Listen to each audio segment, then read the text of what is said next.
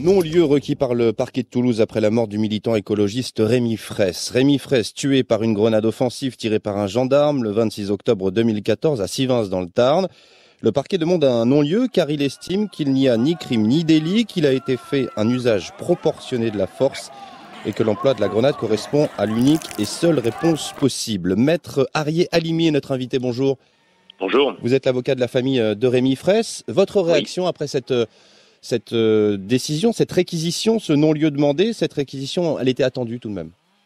Bon, pas beaucoup d'étonnement effectivement, puisque le parquet s'est toujours fait le porte-parole de l'État et de la raison de l'État. C'est une affaire qui oppose l'institution militaire, l'État, contre une victime innocente. Je remarque simplement que le parquet reconnaît enfin que Rémi Fraisse est une victime pacifique qui n'a participé à aucune violence. C'est dit dans ses réquisitions. Et donc, de ce fait, je m'interroge sur la possibilité aujourd'hui, puisque c'est ainsi que le parquet l'indique, de permettre à tout gendarme ou tout fonctionnaire de police de tuer une victime innocente dans des circonstances où il y aurait des violences extérieures. C'est un peu ce que le parquet nous dit aujourd'hui, puisqu'il n'y aura pas d'infraction pénale dès lors qu'une victime innocente est tuée. Qu'est-ce que vous espérez maintenant? Est-ce que vous espérez que les juges d'instruction aillent à l'encontre de ces réquisitions du parquet? Alors on a quand même cet espoir, effectivement, puisque ce n'est pas le parquet qui prend la décision de renvoyer ou de ne pas renvoyer les personnes qui seraient impliquées, ce sont des juges d'instruction.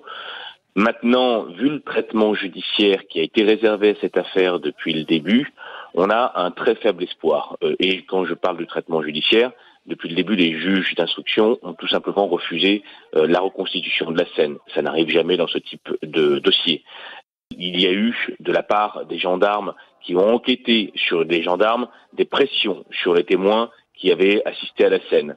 On a eu un rejet pratiquement systématique de toutes les demandes d'actes réalisées par la famille. Et enfin, on a eu même une forme de mépris véritable de la Chambre de l'instruction qui n'a jamais organisé une audience pour juger des actes des juges d'instruction.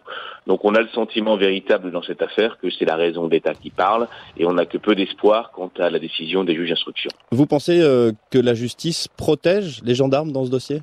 Mais alors, c'est pas que je le pense, c'est que ça a toujours été le cas dans les dossiers où il y a un gendarme ou un fonctionnaire de police et en face quelqu'un de la société civile. Il y a systématiquement l'institution qui se protège.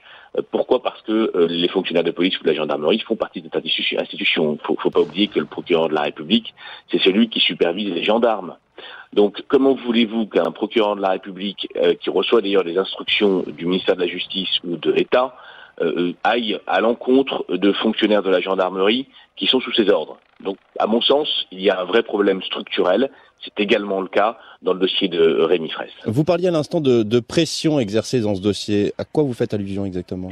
La famille a déposé des plaintes pour des subordinations de témoins, puisque dans ce dossier, sans aller dans le détail, eh bien, ce sont des gendarmes de Toulouse qui ont interrogé les victimes et les témoins qui ont assisté au décès de Rémi Fraisse.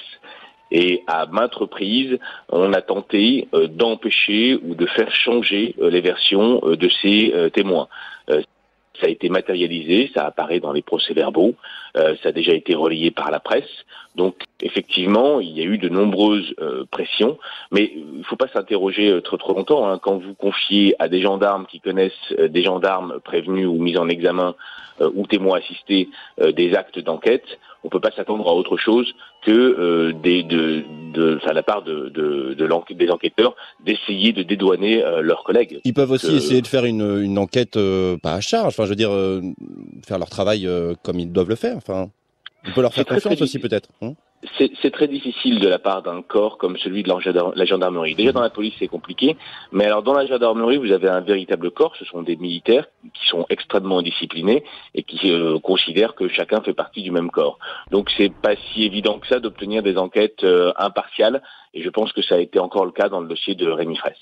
Est-ce que vous avez eu la famille de Rémi Fraisse peut-être au téléphone? Quelle est sa réaction après cette réquisition du parquet de Toulouse? Encore une fois, pas vraiment d'étonnement, ce n'est pas la première fois que nous avons des refus et des oppositions systématiques.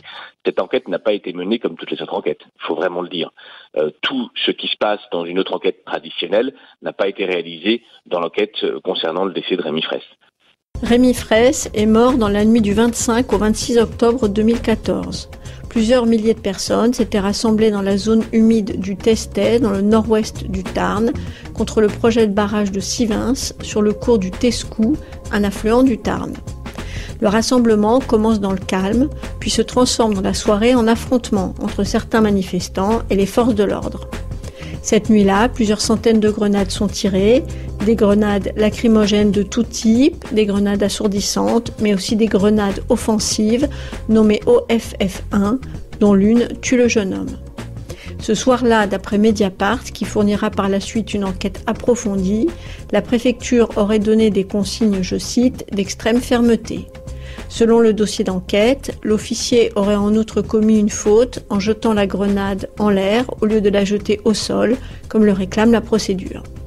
Mais dans un premier temps, le ministre de l'Intérieur ne fait que constater le décès sans en donner la cause. L'avocat de la famille de Rémi Fraisse dépose rapidement 2 plaintes, l'une pour homicide volontaire et l'autre pour violence ayant entraîné la mort sans intention de la donner. Une commission d'enquête parlementaire est chargée de faire la lumière sur la mort de Rémi. Cette mort émeut et révolte les Français. Empêtré dans ses dénégations, le ministre de l'Intérieur de l'époque, Bernard Cazeneuve, annonce la suspension de ce type de grenade. Le projet de barrage est également arrêté. 37 ans plus tôt, le 31 juillet 1977, les capacités mortelles des grenades OFF1 avaient déjà été constatées avec la mort de Vital Michalon, un jeune homme de 31 ans, lors d'une manifestation contre la construction du surgénérateur Phénix à la centrale nucléaire de Cresse-Malville dans l'Isère. Les circonstances sont très similaires. Rémi Fraisse est botaniste, Vital Michalon est physicien. Tous deux ne sont que de passage sur les zones à défendre. Ils ne font pas partie des groupes les plus radicaux, des militants les plus organisés contre la police. La plainte de la famille de Vital se solde par un non-lieu.